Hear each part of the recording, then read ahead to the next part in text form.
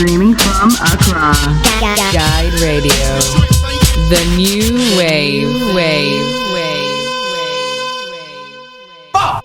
Good afternoon, everybody. Welcome to another episode of CHALE Talks. So we started off last week talking about a lot of different themes. We talked about transportation.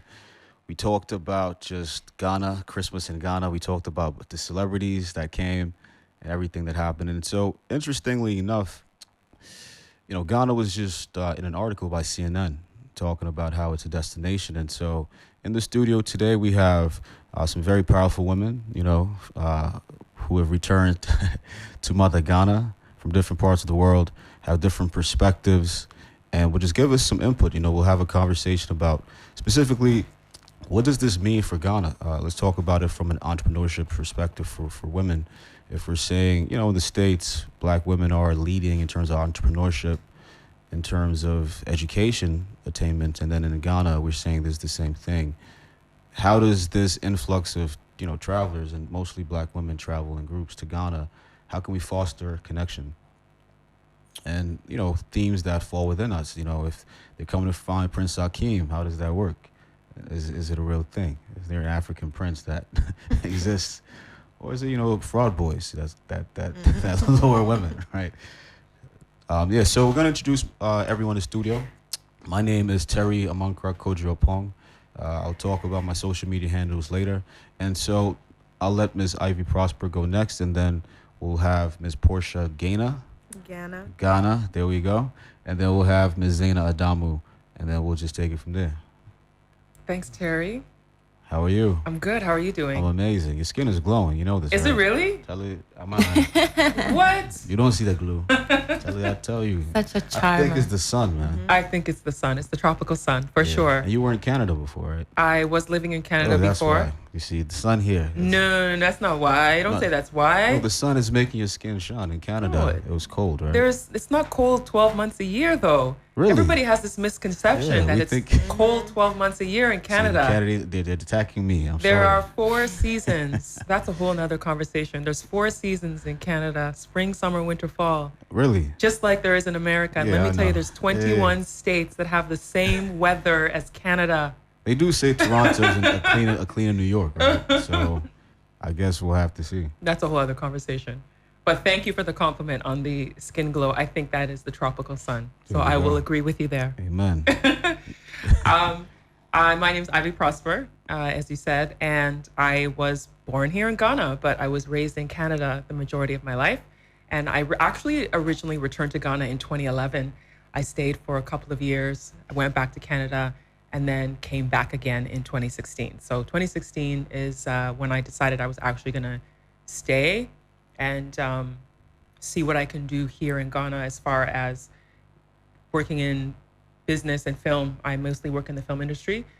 For those who don't know who I am, I do documentary film producing.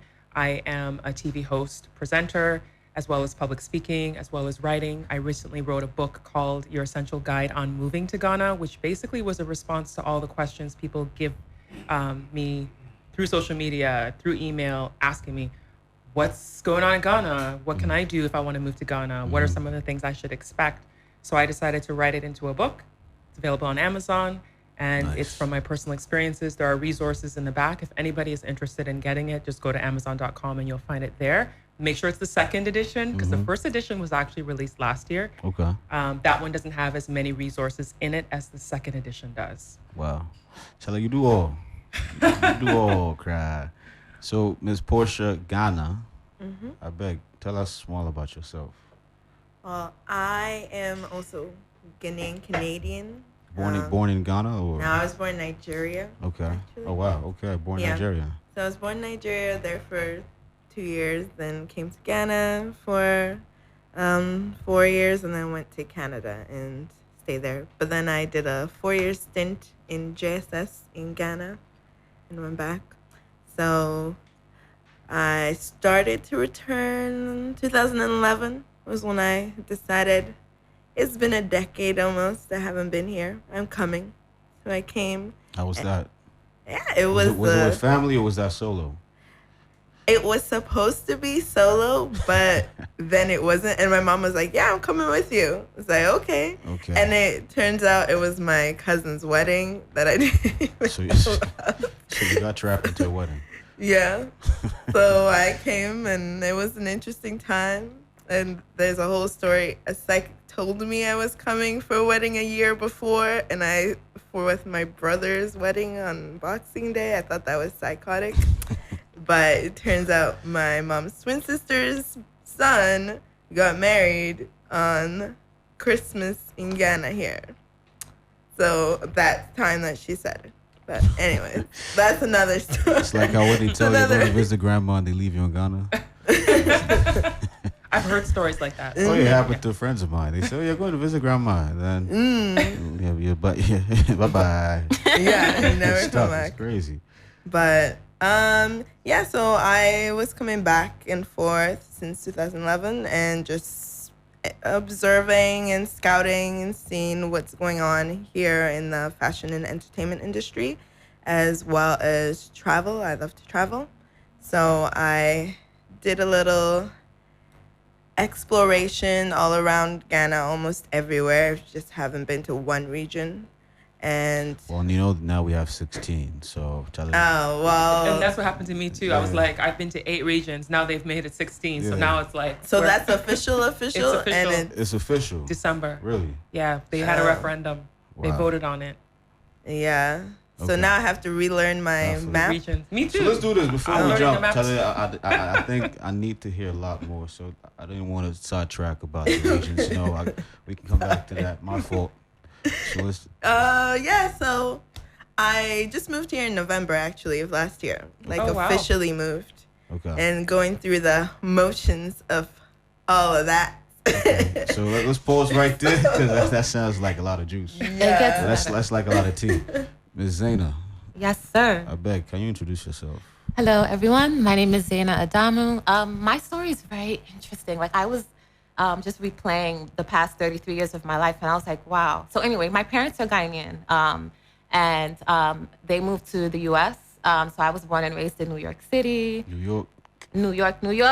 Hey, Born and raised, went to school there, then went to school in Maryland, and then as a staff reporter, and then moved to Atlanta where I was working for CNN for 6 years. Shout out to And CNN. then, really great place to work. And then for whatever reason, I had an epiphany in November of 2017, and something told me to just get up and go back to my roots and figure out who I really was. Your return. Yeah. And I don't know, like within 4 months, I'd sold everything I had. Like my life's possessions were reduced to 2 suitcases, and I boarded a plane, one-way ticket to Ghana. And that was in January of last year. Do you regret anything? Absolutely not. This At has all? been the most transformative, life-changing experience of my life. And as soon as I got here, I just wanted to help. I feel like it's our responsibility to do something. And so I launched an NGO called Ghana Girl Rising, where I just pay for girls to go to school. Really simple concept.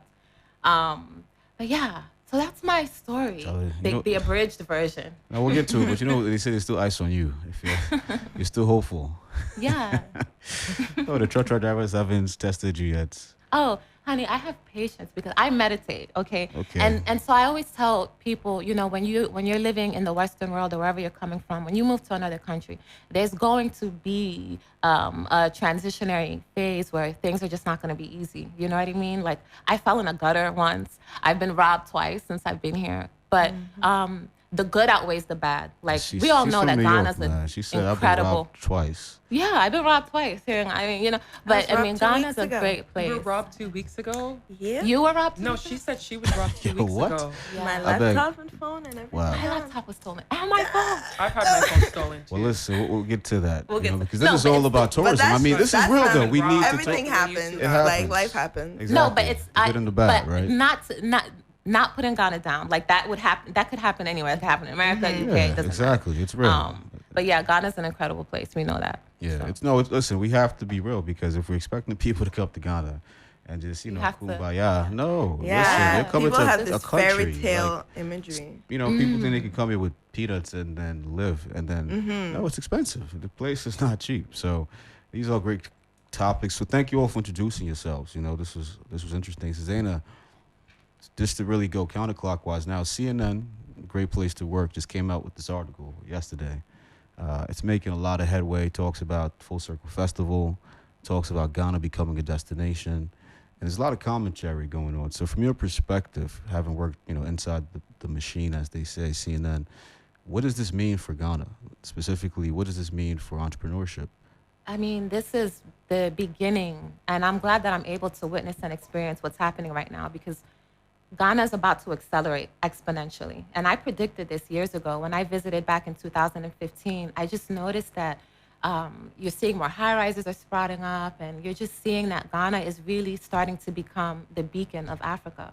And with this article, this confirms what Accra is, what Ghana is. There's something very special about this part of the continent, and it's starting to take hold internationally. And so what this means for entrepreneurship is that there's going to be more entrepreneurs, more businesses. This is going to boost the economy.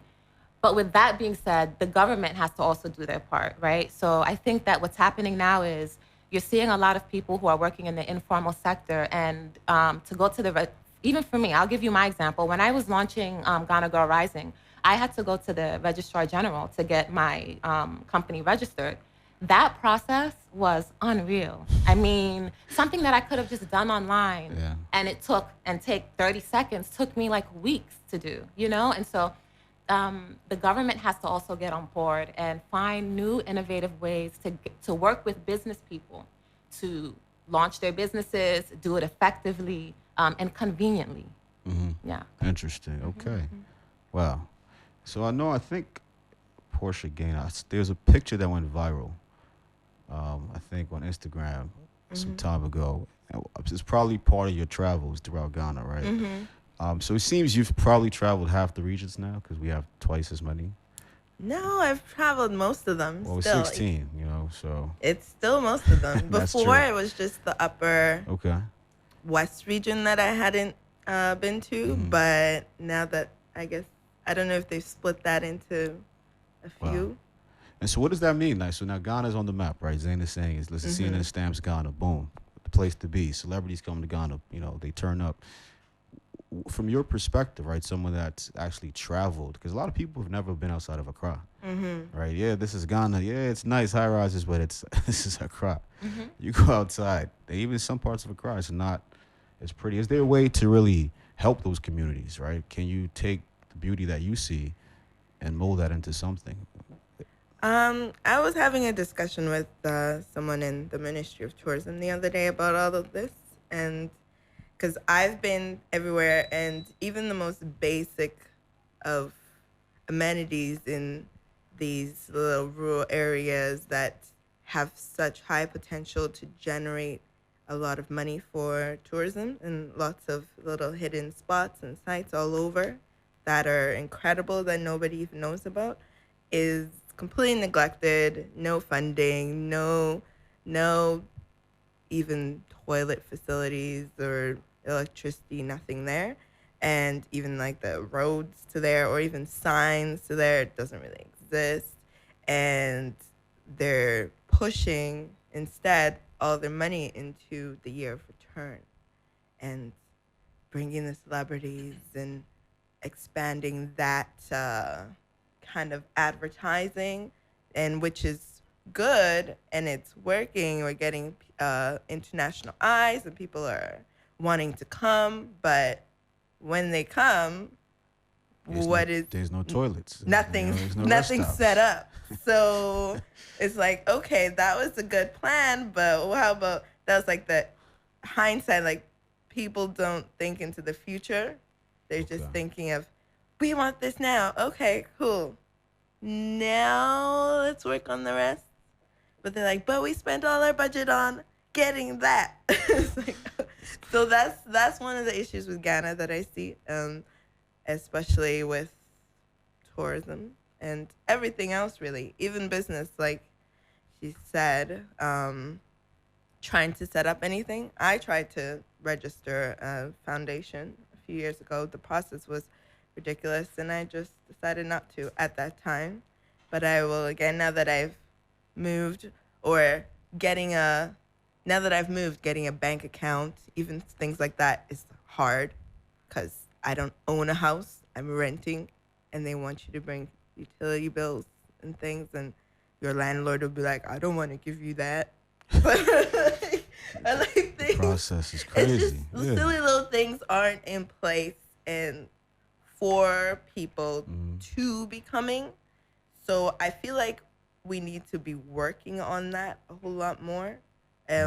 Getting rid of paper. Everything is paper, and a long process of handing in from one person to another person and going up these stairs to see that one and then going down there in every building you go to, just for the most basic things, I should say, you can do online. So I think if Ghana starts to invest in digital, into transitioning most of the processes into digital, then it would make things better for those who are returning and transitioning and all of that. So, I think that it's challenging though, because the country, even though the country is at a level of being about to blow up and to have this like huge peak and become like the beacon of Africa, as she was saying, there are still challenges of a developing country, and that's the truth of the matter. And I think it's very important that in these conversations that those issues are brought up, Correct. so that people who decide they want to move know what they're coming to expect. So, so for instance, I've been to, when it was only 10 regions, I've been to 8 regions in the country. And I've also seen some of the things she's talking about, where you go places and, there's lack of toilet facilities. And even here in Accra, there's places with lack of toilet facilities. You right here in this city, those issues exist. In Osu? There's a large, and in Jamestown. And so there's even in East Legon, there's places that don't have running water, you know? Water, So it's all over. People need to be aware. So when people ask me questions, because I've, over the last like 8 years, constantly get people asking me questions about what it's like in Ghana. They're thinking about moving to Ghana. I always tell people, plan a trip first. Visit the country, spend some time here. Don't just come for a 2-week holiday, because a 2-week holiday will go by so quickly. You're just going to be doing tourist things and you won't get a real sense of the environment.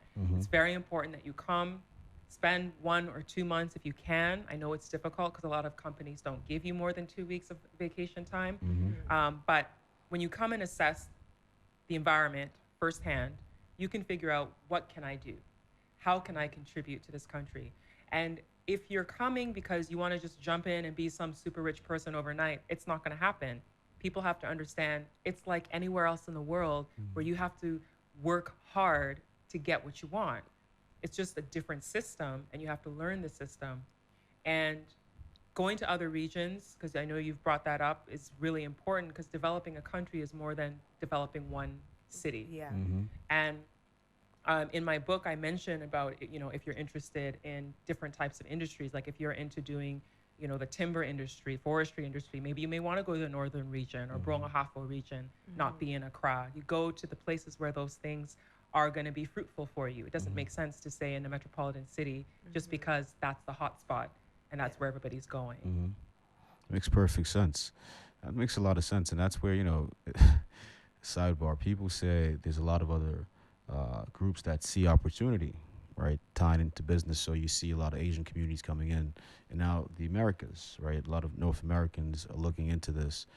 There's actually new policy that just passed. The U.S. just passed its new policy on Africa, right? It's really interesting. I say it's about an hour video if you want to take a look at it, but it talks about how they've doubled support, and now it's more about, helping Africa become, self-sufficient in the U.S. way. So it's a really interesting tie-in that there's that happening. There's a CNN article, then there's the visa sanctions, right, coming out as well, which is interesting. And, I don't really know if people understand what that means. Does anyone have any understanding on what is happening with the visa sanctions? So exactly. Recently, I don't know if anyone knows here, but we recently hired a new U.S. ambassador to Ghana, like 3 weeks ago. And literally a week into her post, she says, well, there's a lot of Ghanaians, undocumented Ghanaians living in America. Let's get rid of them. That's pretty much what she said. And so the U.S. Embassy here then went on to inform everyone that they must come back. I don't know exactly where those Ghanaians are. Are they being held somewhere, or? But essentially, she's blaming the Ghanaian government because they're not doing their job. Supposedly, the MPP administration are the ones that are supposed to be bringing the Ghanaians back through chartered planes. They're not doing it. They've literally just folded their arms. And so she says, well, we're not giving you visas anymore.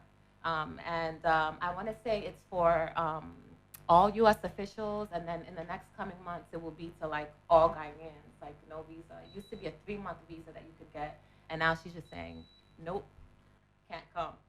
I heard that it was more about people who are in the diplomatic. I can't remember exactly. It's a mixture of both.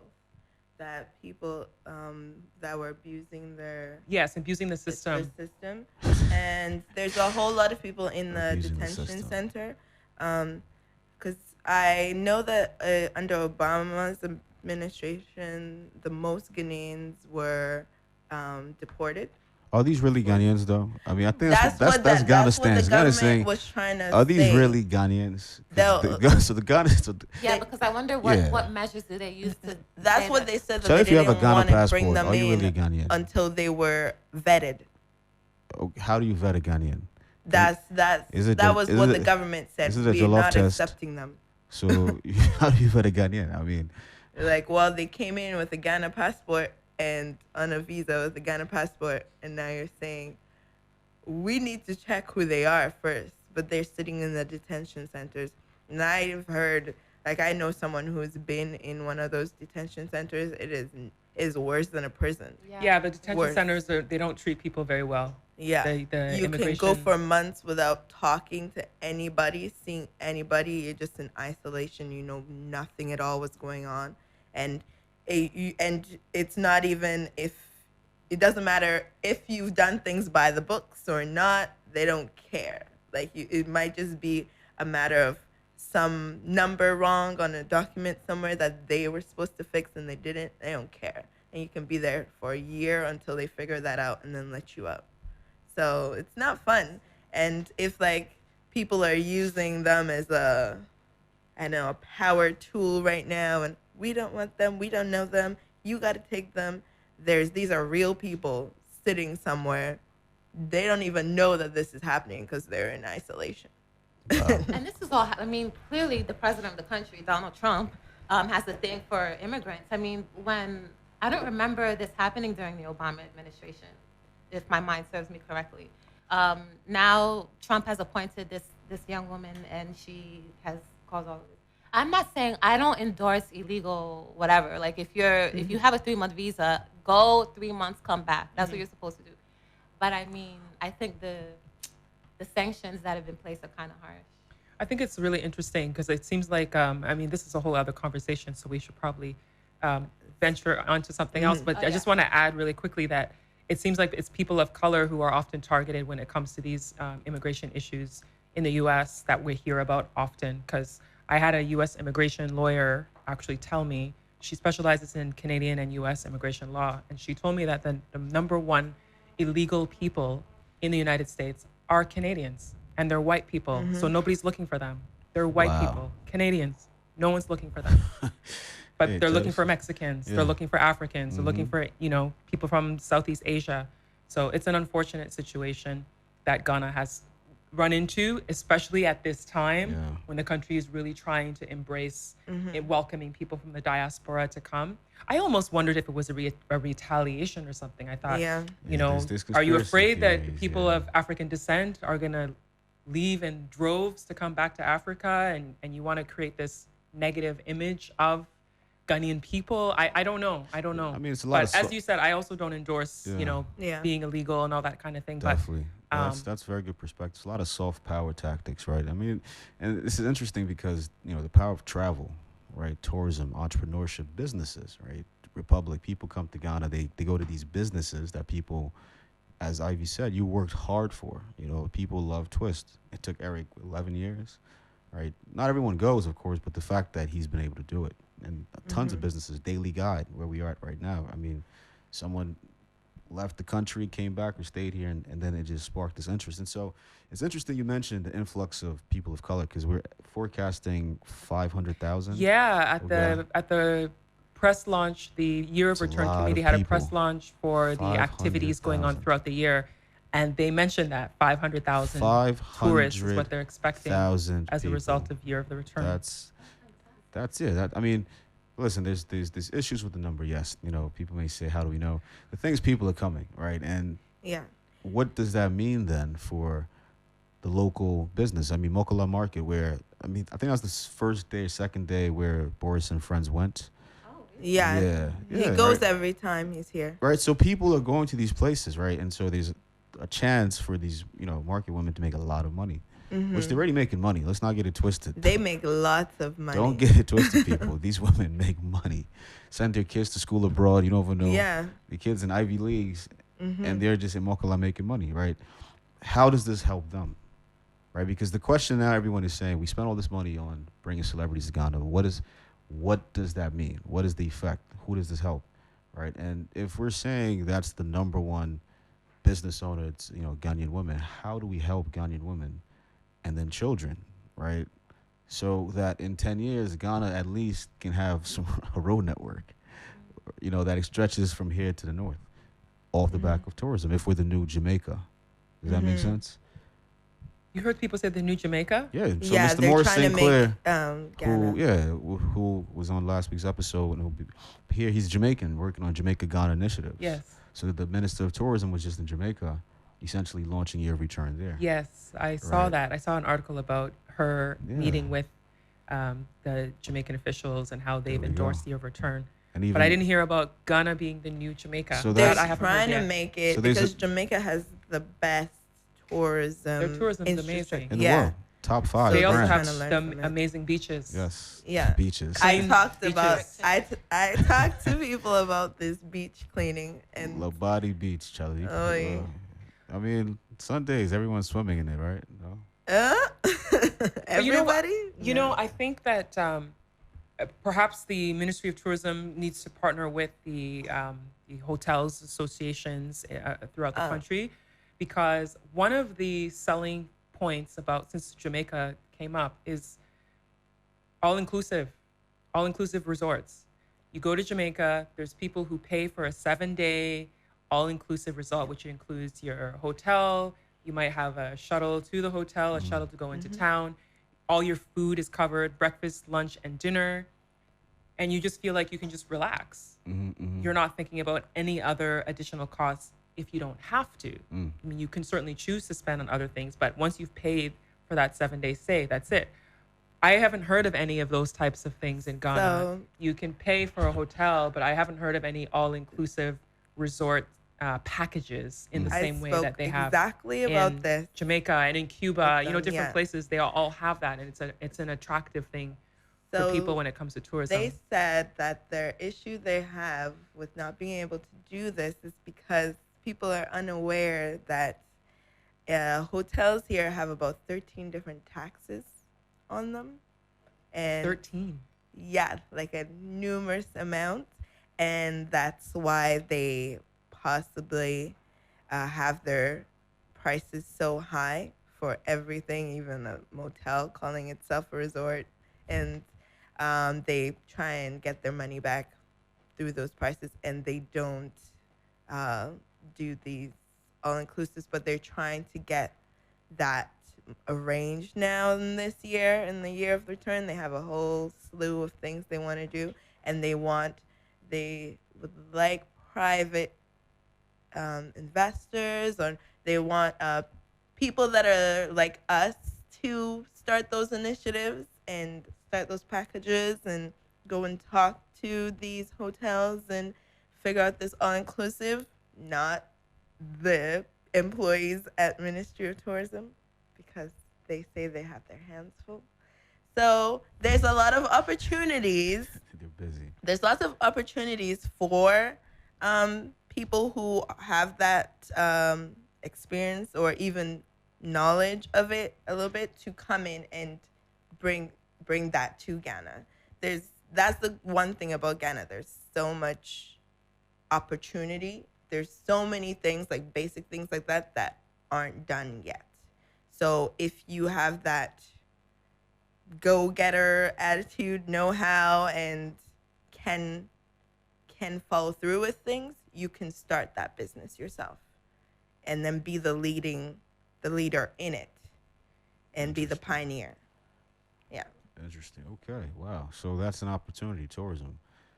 Oh, and Tourism then business. one other thing that they're doing to try and combat this is there's an investor that, did you guys read about the Aquaba hotels? I think they announced that last year or 2 years ago that some private investor, I guess, is going to, he was going to make one in all the regions. That was when the regions were 10. So I don't know what it's going to be now, but they were going to have a hotel in each region that would be affordable hotels and be a place where people can stay and go to the tourist areas in that region and then go to the next place. So that's another One. tourism thing that's What we're supposed to see start. What about affordable housing to start? No. Affordable They've made hotels? affordable housing and it's sitting empty. Affordable housing where?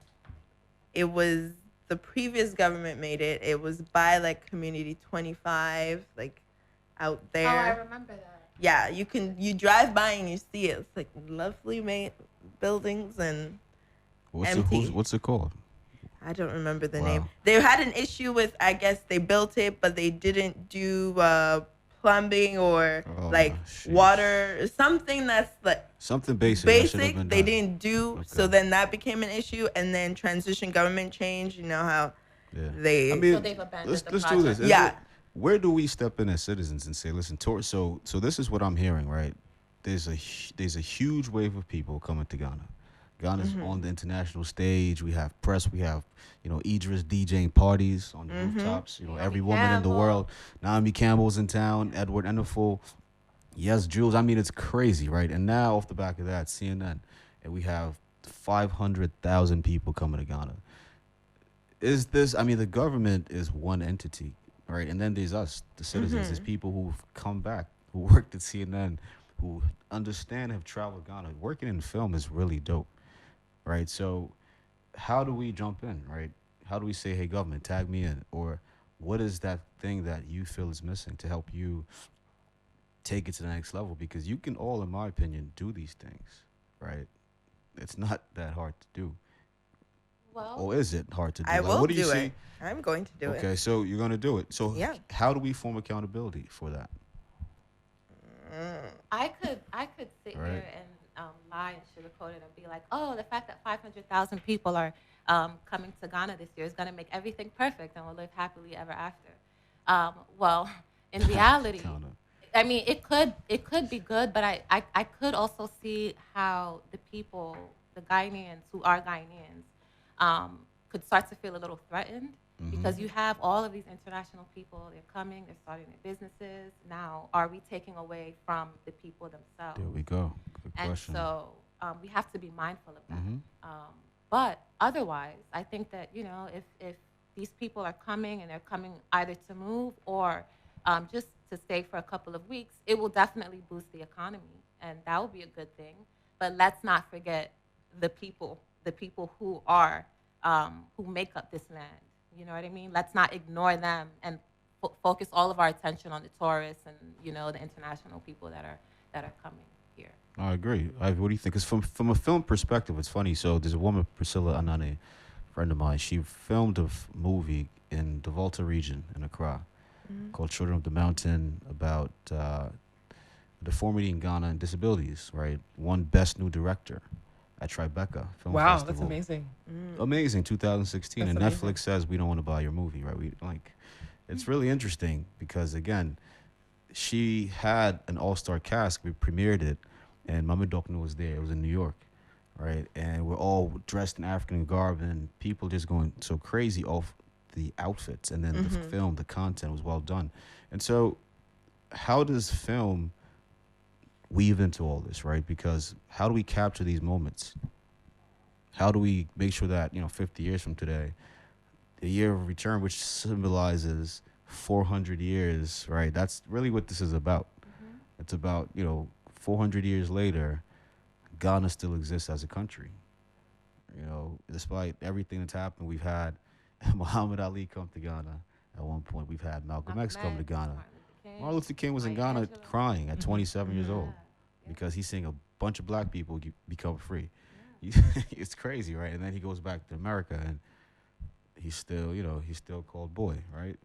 So how do we document this, Ivy? I mean, what do you think? How are you helping? And what advice would you give to people that, are searching, filmmakers from the U.S. that reach out to me and say, hey, I want to come document my history, I'm an African American. How does that happen, in your opinion? I think when it comes to content creation, because now we're in a time when it's not only about making films or making feature films or documentaries, but content creation in general. Everybody has the power to create content, which we're seeing a lot of people do already through social media, through YouTube, through Instagram, IGTV, those types of things. People are creating content to show what's happening here on the ground. I mean, that's part of what made people know what was happening with the celebrities being here in the first place, was through content sharing. I think everybody has their own story to tell. We can't force the hand of people to say, because this is the year of the return, you have to tell these types of stories. I think when it comes from the heart, it's the most genuine. And I think that as people of African descent, people of color, I think it's important that we take control of our narrative. So for so long, the story of Black people, the story of the African, has been told by white producers, white writers, white directors. And oftentimes the narrative gets changed because of who's in control of it, which is the reason why growing up in Canada, there was people who thought that Black people still are all living in Africa, all living in huts and on trees. And, they believe one particular narrative. And that's not to say there aren't people who are living in remote communities with a lack of, modern tools. Some of those people prefer that. But there's also the mixture of urban lifestyle. So I think that when we are creating our stories, we have to think about what's the story I want to tell? How do I want to tell it? What do I want the world to see? Or the other option is, I've had a lot of people in film say, I don't care what the West thinks. I don't care what Europe thinks. I only care what my own African people think. So I'm creating stories for my people to see the stories that I'm telling. So I think it all depends on the perspective that you want to take, because making a change in perspective of the world is important, but also having pride in who we are is also important too, because we have a lot of stories to tell that are not being told. And a lot of it has to do with who's controlled a lot of the information. So when I say that in particular, for example, I've been to a lot of film events, discussions, Q&A sessions where they say, well, why aren't we making movies about Sentwa? Why aren't we making movies about Kwame Nkrumah? Americans make movies about American history all the time. British people too. You see, movies about wars that happened, World War I, World War II, War of 1812, whatever it may be. We see historical films coming from outside. But here we have so many stories about chiefs and, queens and different people that their stories are not on film. And part of it is stories are told orally in our traditions. Okay. And sometimes if the story wasn't continued, it gets lost because it wasn't documented. So we're in a time when we can document. So anybody in this generation, in this time, who has the ability to document the information, because right now, we are the future ancestors. Wow. We are here right now. Yo, hold on. We are the future ancestors. We are the 100 years from now, ancestors. we're the ancestors. So we have to take control of our story Somebody now. tweet that, please. This is a tweetable We have moment. to take control of our story now. One thing that I've been wanting someone in the industry to do is a raw, authentic slavery story from our perspective. From the African perspective, From the African perspective, from Ghana, to showcase the good, the bad, everything. Because from Americans, a lot of Americans even think that Africans and Ghanaians hate them, and they have all this negative, and like, we sold them into slavery, we don't want them here, like the year of return, do they actually want us to come back? because all their knowledge is from what the slave masters told them of what happened. And yes, some people did sell, some Africans did sell other Africans into slavery, but when you see the grand story of things, that was, some people you didn't have a choice. Some people, it was the type of system that was in place, but not the transatlantic type of slavery. Like slavery was dentured servitude. It's pretty much chattel slavery, which is what started in 1619. You know. Yeah, things changed, and like people also think that you just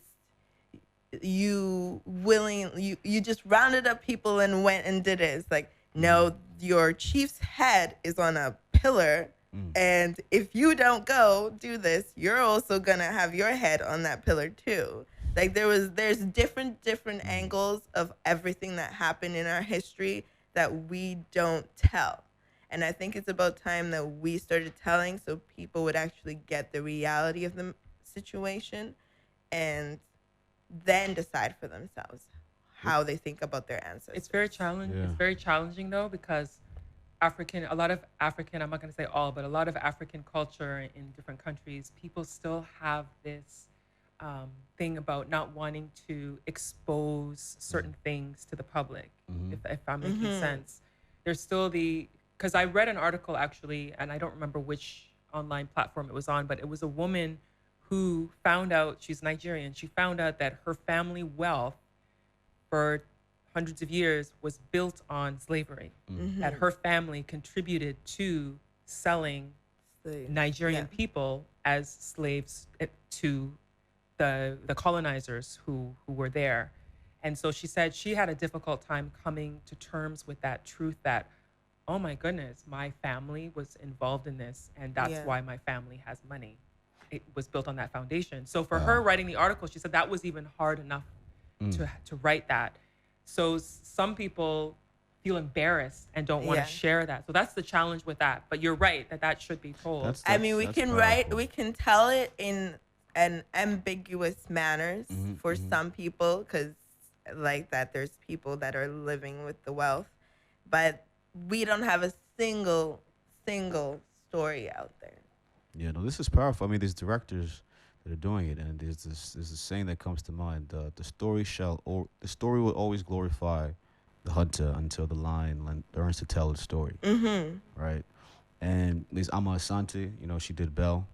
She did United Kingdom. She talked about Botswana, and she really did a great job. It shows how Botswana became what it is. Right? It talks about its history with diamonds. Right, and so you think about Kwame Nkrumah. There's people that I think we can tap into, and it's about the authenticity. Because if we're saying it's difficult for Africans to admit it, I mean, in the States, that's the biggest conversation that's not being had. Yeah, I've heard it many times. I mean, living there, it's just a way of life. There's just a tension that just exists. It's in the air. Tension between what? Between who? Let's talk about this. New York City. I'm talking about when you're in the States. How do you feel compared to when you're in Ghana?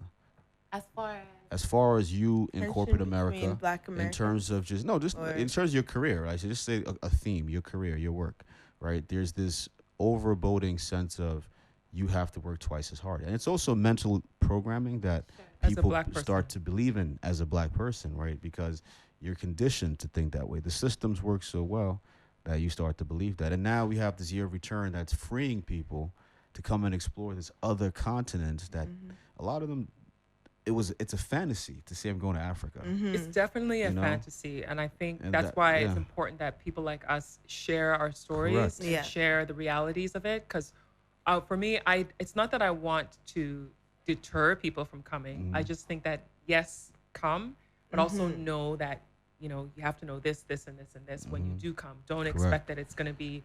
You land, you get off, you land, you kiss the ground of Mother Africa, and everything's going to be perfect. Kumbaya. Hakeem comes out with the Rolls Royce, you hop in from Kotaka, you speed off into the hills. I think ever since the Black Panther movie, like people have There's this a fantasy. kind of, Wakanda. Ghana forever. Yeah, That's what we say. Wagana. I like Wagana that. forever. We got to brand that. Well, somebody's gonna take it and make some money. So We have to copyright it. you are no media person. You know this is Wagana forever.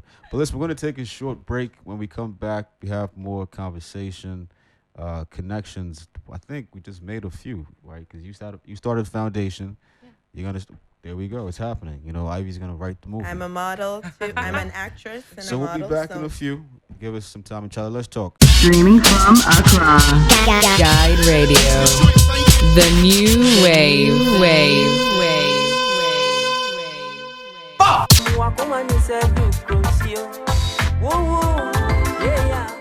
I can never live without you. I know. Sorry, that song was mad dope, man. That Sebre, our music, right? That's another thing that's really helping is the music. You know, Diggy is Shaku Master, right? It's crazy. So like the culture is so unexplored and untapped. There's, you know, so many stories we don't know. The music. There's something that OK Africa wrote about. Stop calling it Afrobeat because there's so many actual names and genres. Yeah, Right. it's really interesting you say that. A friend of mine, Nonaba Duncan, is a radio host on CBC Radio in Toronto, and she did a show on the rise of Afro beats. She was like, there's Afrobeat and Afro beats.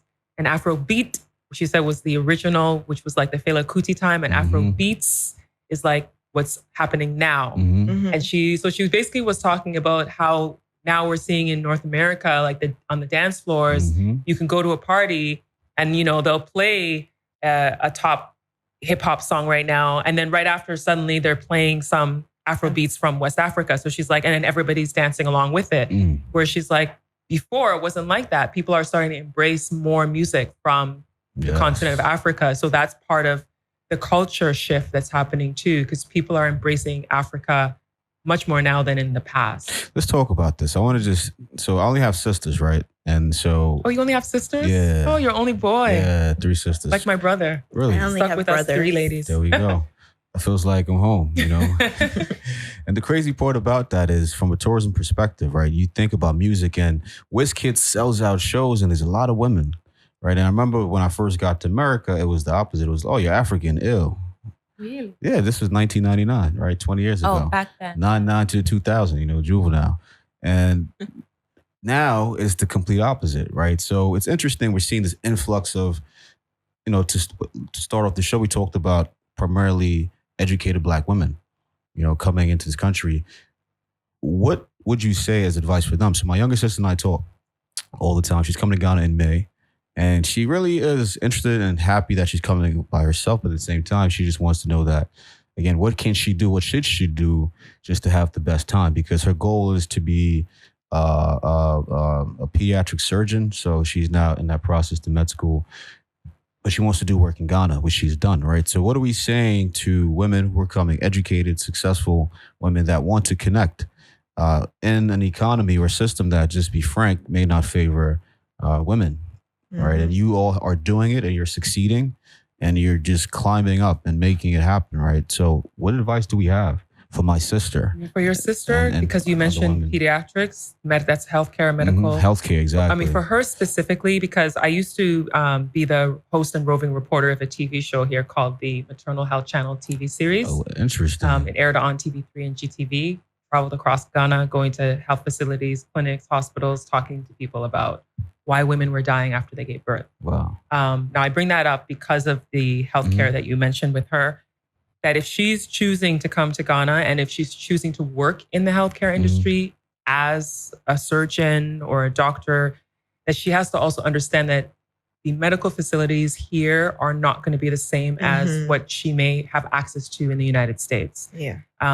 And there was a doctor in Kolebu Hospital who had moved from the UK, and he had said to me that one of the most difficult things about being a doctor in Ghana when you've worked abroad is when you are about to treat somebody for something and you know the tool you need and you don't have it. Wow. So now you have to think, how can I treat this person without the tool that I know in another country I have easy access to use, and I don't have it here. So now I have to figure out how to treat this person without it. So he said it's heartbreaking at times because you know you could do it quickly, but because of lack of resources, you can't.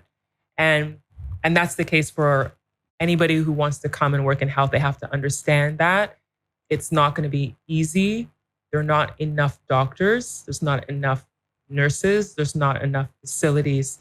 So it makes doing your 100% best challenging. I'm not saying it's impossible, because we do need more medical people to come, because we do need more people to come and help, because there's a lot of issues within the system, and they could certainly be of help to patients who ambulances. lack enough doctors. Oh, there's not even enough ambulances in this country. There's like 55. They got the wrong type of bus, and then they just sat there rotting. So we have 500,000 people coming. These are tourists. Anything could happen. People get sick.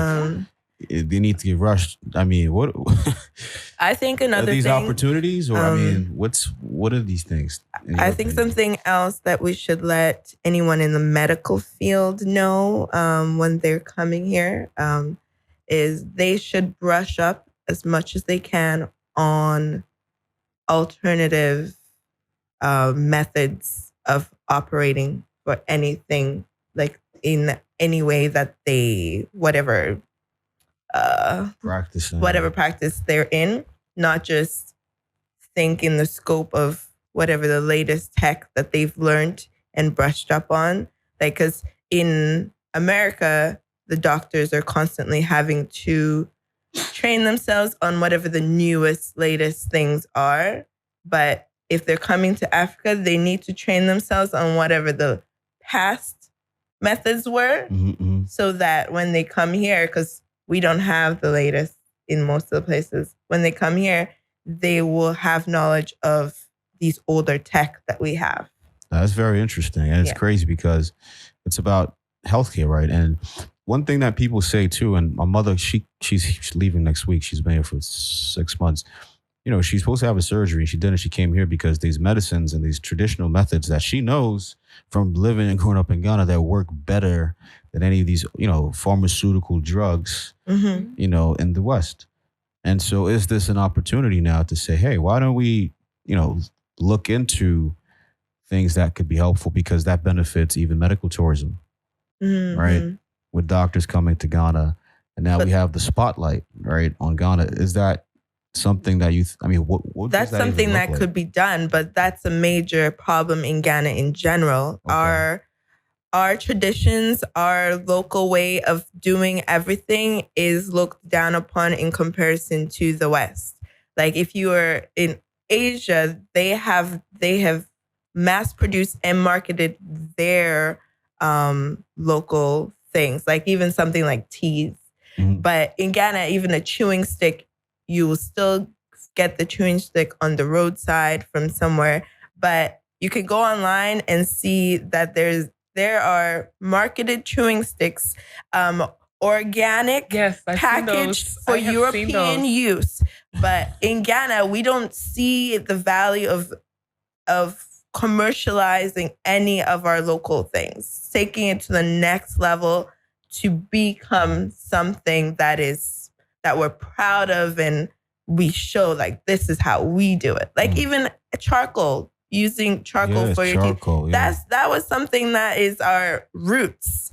And I don't know any Ghanaian company that is selling the activated charcoal tooth paste. Yeah, wow. But it's all over Europe. Like those type of things we could be doing medically. But also to business owners' defense who are trying to do these things, they can't because they don't have the resources. America, they have it. And there's so many like people, brilliant people here in Ghana who just don't have the money. And the governments and the ministries. I think it's a combination of both, though. It's both that we don't get, small businesses don't get the backing, and the market always opposes anything that is from Ghana. They accept it from Europe. Or when they don't know, like one of my in-laws has this. They have a lotion and these plantain chips. Like before they started doing the plantain chips, you would still only get it on the roadside, and now there's other companies doing it. but people were buying it because they thought this was something from outside. And then when I was telling them that, no, like, look at the packaging. It says made in Jolu. They're like, really? Because this just looks like it looks so American and looks so foreign. And they loved it. They loved the look of it. But then, like, when they hear that this was made in Ghana, they start to ask questions that they didn't even ask about when they just thought this was imported. Like, so is this approved by these people? What's the process? Like, then they start to question, and then they start to put doubt, and then they don't support as much. So government needs to do things. The people need to embrace and support their own. Interesting. So is it more so the opportunity then is to just produce more quality? Is that what we're saying? Or how do we add quality to the products, right? And I know, Zaina, you made an interesting point. People are trying, and it's kind of hard, right? The environment is not as enabling. So here we are saying money is coming. And that's another perspective that I think Portia mentioned about what are we saying to these people coming in? Are we just looking at them for money, right? And how is this an opportunity, right? Because if we're saying, we have all these celebrities coming and their friends who want to come and they have money, right? Let's call it what it is. But they don't come and connect with a business person. Is that a missed opportunity, right? Or how do you, especially Ivy, do you see that in your travels? Do you meet people who are visiting, who want to do business, but just aren't able to or aren't clear? Yeah, I meet people who reach out to me and want to meet up when they come to Ghana. I tend to meet with a lot of people over the course of, every few weeks, there's somebody who comes in town and wants to ask me questions about what it's like to be in Ghana and doing business in Ghana. And one of the biggest obstacles for somebody is if you are not Ghanaian and you want to register a business in Ghana, you're supposed to have $500,000 US in cash and assets for you to register your business if you are not a Ghanaian. Mm-hmm. If you are not and you choose to partner with a Ghanaian person, then you need $250,000. So they cut it to half, $250,000. And a lot of people don't have that kind of money to make an investment into a country. So then they just figure, hey, I'm not Ghanaian and I don't have someone to partner with in Ghana. And even if I did, I don't have $250K. Not everybody has that money to do that. Because a lot of people want to start small scale businesses. They don't necessarily have access to a big chunk. So that could be a drawback for some people who want to invest. As far as celebrities go, the celebrities that you mentioned, they may have more access to money than the average person. So for people like them, I think when they come, they were going to the president's house. They were meeting with the people in the Diaspora Affairs office. I'm hoping that conversations happened about investment because I wasn't there. I was with them on a couple of occasions, but it was more of a social occasion. It wasn't the sit down, talk to them one-on-one type of thing. So I'm hoping that in those private conversations they were having with people in government, that the issues and topics about investing and business came up. That's a really good point. But, even in the West, most people don't have $250,000 on hand. The way people start businesses normally is through loans. Here in Ghana, if you try to take out a loan, you're paying 20% interest. 30% in a lot of places. 30, 40. A loan. Does that exist in Ghana? Exactly. And is there a credit system in Ghana? Life, you're signing away your whole life. Is there a credit system in Ghana? That's another question that we need to ask. So these are the small changes huge changes that need to take place in order for businesses to thrive here. Interesting. No, that's powerful. But there are exceptions. There are. There are exceptions. Where are they? What are they? If you contact the Ghana Investment Promotion Center, they can go through information with you on, some of your options. Because, so for instance, if you want to do an import-exporting business, but you don't necessarily have to be based in Ghana, you can be exporting stuff to sell outside of the country. I believe that's one of the instances that you don't necessarily need to have that large chunk of money because your business may be registered in another country and you're simply coming to purchase product to export. Okay. Does that make sense? That makes perfect sense. Yeah, I believe that's one of the ones where you don't necessarily need that because you're not registering here. You're already registered somewhere else. Interesting. Yeah, I believe the private sector is the key. I know there's a Ministry of Business Development that's recently formed, about 2 years old. They have some programming that's interesting. Again, the challenge in Africa is track record, right? So we haven't really seen much happen. It could be interesting to look into overall, especially around tourism, right? Because content creation, right? Digital media, marketing. You pick up a phone now and you can create an entire brand around just a concept and an idea, right? And then you pair that with some statistics and some data, which is also another area we can get into at a future date. But data, right? Okay, we have all these people coming, all these people came. What next, right? Do we have any numbers to go and say, hey, this happened, this is what's happening, so we need this much money? Yeah. That's right. And I don't know anyone working on that. If you all do, but let us know. I do. You do? Really? Is this a secret or can you share? I know she's being very secretive over there. Am I being secretive? It's just that you have The connections. look on your face. Oh, I just And you know some connection person. I have connections. I'm trying to be like you, Terry. The connections. I man. wish. ECG Yeah. just cut off our power this morning. Shout out to them. That's the other thing So the people need to know. connection- Electricity and water. Electricity Yo. and water. People need to know about those issues. Because if you're coming from a country where you've never had to think about it, because growing up in Yeah. Canada, I never had to think about it. Canada is one country that apparently Canada has the most water, the country with the most water, one of the countries with the most water in the world. Yeah. And it's just there. And you Yeah. don't think about it. You turn on the tap, it's there. You turn on your lights, it's there. Yeah. Unless there's some major I have ice storm. experienced some moments of power outages in Saskatchewan and water. They did a water advisory. They said don't drink from the tap, and my mom was like, "Wow, am I in Ghana now? What's going on?" But people don't even know what to do when the power goes off. Everybody is just looking out their window like, what's going to it's happen? weird. Ghana or No, in Canada. Okay. Yeah. They're In just New York. so shocked and like, Yeah, in New York with the power goes out, it's kind of crazy, man. In my whole life, the power's only went out twice. really? Yeah.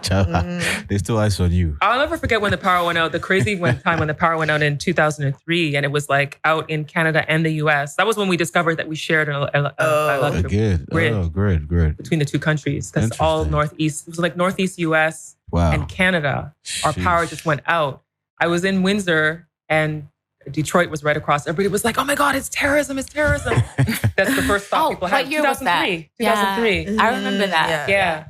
Because it was right after 9/11. Yeah. Around So that people year. were like, people panicked. jittery. Yeah. And that's it. 9/11, travel. Visas, even the visa process. But I think there's a lot of promise. So what we do typically to wrap up is we have something called an offer and an ask. If you've been to my game night, I think you probably remember. I've what never this been is. to your game night, so no, I don't Awesome. know. So, well, listen, shout out to game nights. We'll have another one. But offer and ask is we need to essentially create communities, build ecosystems. So I offer something and then I ask the audience, people listening in for something. And you give me a social media handle so they can reach out. Hey, you asked for someone to walk your dog. There's all these stray dogs. I need somebody to round them up. Whatever that you may need help with, just put it out there and the universe will bring it back to you, right? So I kicked it off last week. I'll do it again.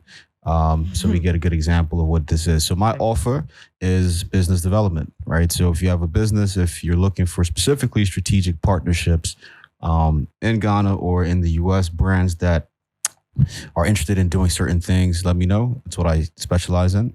So that is my offer. What I ask for is I'm asking for help with getting certain tasks done. So I'm looking for interns. I'm looking for interns with the skill sets in digital media marketing and also just administration as well. So anyone that's good in administration, that's office administration, email management, things of that nature. And when you reach out, we'll get into it in detail with your CV and things of that nature. So that's it for me. So my offer is business development, strategic partnership services. And the ask is I'm looking for interns, pretty skilled interns in administration and in digital media. Oh, are you looking at me? I thought you were going this way this time. Yeah. If we're counterclockwise, okay, there we go. My offer is so my nickname is Zen. I'm all about peace, meditation. And I understand that here, I know that it's kind of a thing. Like if you're suffering from any mental illness, depression, whatever it is, people don't like to talk about it here. And so my offer is you can reach out to me. I think at the end of the program, we'll find a way to reach out to Give me. our I'll give you a socials. free 1-hour session and of just ways that you can transform your life and find some happiness and peace again. And then my ask, what do I need? My ask is that you just pray for me. Keep me in your prayers. Definitely. And again, you don't have to have it right now after the show. If you think about it, you could even tweet it. Right? You can tweet whatever your ask is, and then people could, engage with you. And just So to go at with some point, you'll let us say our... Of course. We'll just, after this round, we'll just, give your Instagram, your Twitter, or the best way to contact you. And then if you have a website, just relevant contact information that you know. Whatever you give out. If you give out your phone number, it's up to you. If you get frauded and they take your mobile money, it's not me, man. But little things like that. So let's get to Portia with your off on your ask. Oh, boy. I like your mental health offer. I don't know about it. It's very needed. Yes. It's one of my main focuses in Ghana, mental health awareness. But so since she's already doing that, I will offer information and assistance for those who want to come back, those who want to return. I can set up tourism packages for those who want the easy route and for those who want the off the beaten path type of travel and they need help with that and a realistic travel plan for them. I can help them with that. And what do I want? You don't need anything. No. If you can't think right now, you can just tweet it. It's like Instagram story. In my head is all these material goods that are. It's like no. Anybody who is serious. Okay, and I say this because a lot of people like to talk here, but not actually act. So anybody who is serious about changing the layout, the landscape of tourism in Ghana, I would like to connect with them. There we go. Tourism. Miss Ivy, bring us home and then we'll do a quick round of our social media, Instagram handles, and then we're out of here. Okay. So if you are listening and you are a girl who is between the ages of 14 to 21, and you are interested in working in the film, television, media industry, and you have questions about how to do it, you can contact me. I'll say it again. You have to be the age of 14 to 21. I'm looking for the young people who haven't had any real understanding of the industry yet, who haven't had any contact with it, and you're interested in it, you've thought about it. I'm willing to answer any questions that you have about how to get into it, what you can do. If you have a CV and you want me to look at it, I'm happy to look at it for you. I use email, so I hope you use email. You can email me at info@ivyprosper.com. So that's INFO at, and then my name, Ivy Prosper, IVYPROSPER. If you don't use email, you can find me on social media. My social media handle, just my name, Ivy Prosper. Ivy Prosper. Okay, then did you have something that you're asking for? Oh, something I'm asking for. Oh, gosh. For prayers. More prayers. More prayers? I am asking, I will put it out there because I want to put it in the universe, that I want somebody who is willing to invest a large amount of money to help me to produce a project. There we go. I put it out there. So let's just do Portia socials. How can people reach out to you specifically, to get the real experience? Well, they can follow me on Instagram at MISS_GANA. So Miss Ghana, Miss_Ghana. And or they can go to my website, PortiaGhana.com. That's PortiaGhana.com. And you can check me out on Facebook, Portia Ghana. Amen. I'm all over. You can contact me. Awesome. Zaina? That's so cool that your last name is Ghana. Yeah. Yeah. People think it's fake. That's mad dope. Ghana. Yeah. No, all of my Facebook, Twitter, Instagram is on my website, zainaadamu.com. So that's ZAIN as in Nancy, AADAMU.com. That's it. And for me, you can find me Global Mogul Chale, GlobalMogulChale. And then we just, kicked off the Instagram for Chale Talk. It's Chale Let's Talk. So CHALE LETSTALK. So thank you all for tuning in. I didn't say my website. My website is just my name. There we go. What's the website? My website is ivyprosper.com.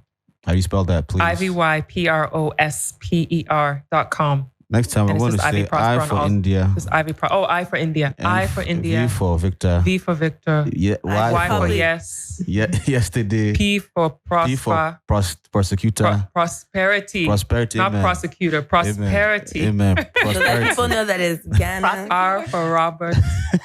O for N Orange. for Nancy. S like Sam. S P like like Peter. Culture is a beautiful thing. E So thank like you all for Ewe. tuning in. And we hope we catch you next week on Chale Let's Talk. So Chale, everyone have a good weekend. Be safe out there and go to church on Sunday. I'll see you there. Streaming from Accra. Guide Radio. The new wave.